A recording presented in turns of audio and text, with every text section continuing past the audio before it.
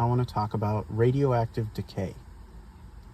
So let's say you have some amount of material that's radioactive. Right? You've got, say, plutonium. Right? And has a half-life. Right? Radioactive things have a half-life. What does that mean? Well, after a certain time, tau, use a Greek letter tau here to mark a span of time, you'll have half of the material decayed into other products.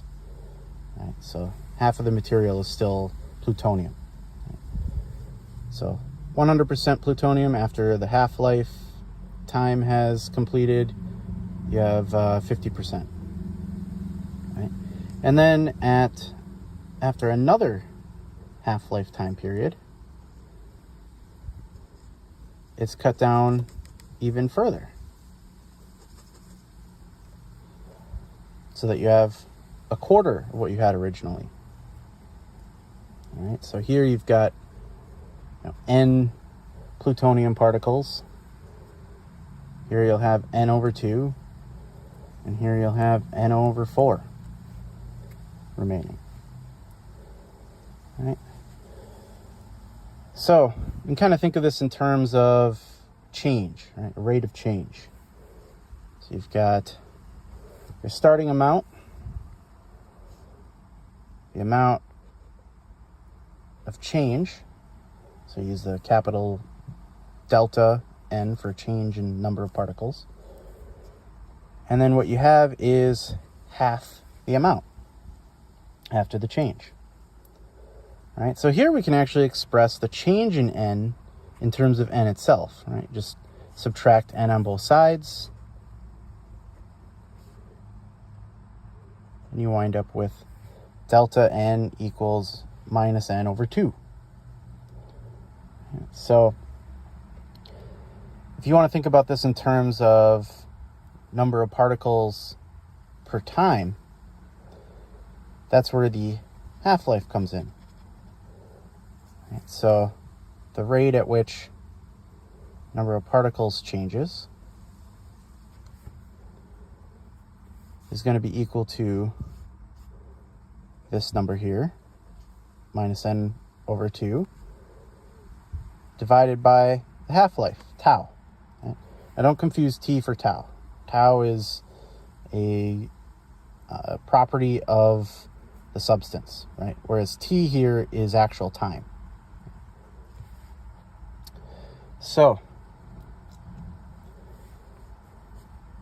what does this mean? So this tells us that the change in N is related to N itself.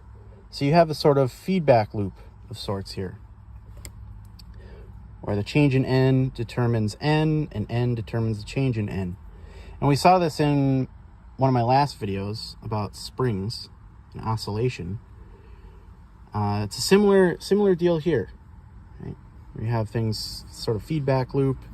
You can get oscillation or decay or growth. Right? In this case, you have decay. And I'll show how that works out mathematically.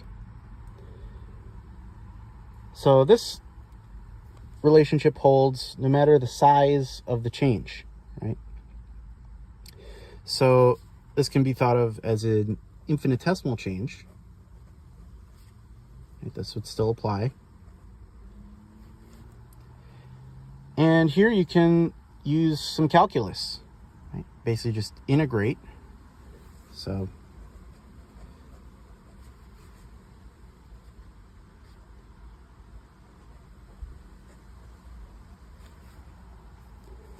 yeah, the change in N over N equals minus change in T over 2 times tau, which is the half-life.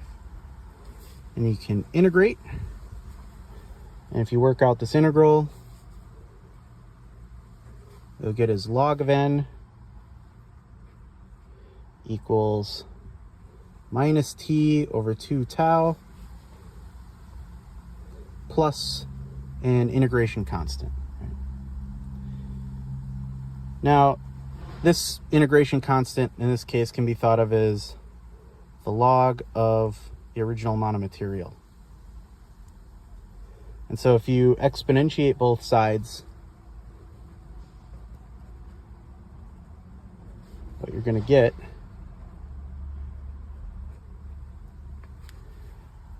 is a formula for exponential decay. So as t increases, the amount is going to decrease. Right? So this is an exponential decay. If you were to plot it, it looks something like this. Yeah. T for time here, and for number of particles, you have your starting amount, n sub 0, and you'd see a decay over time.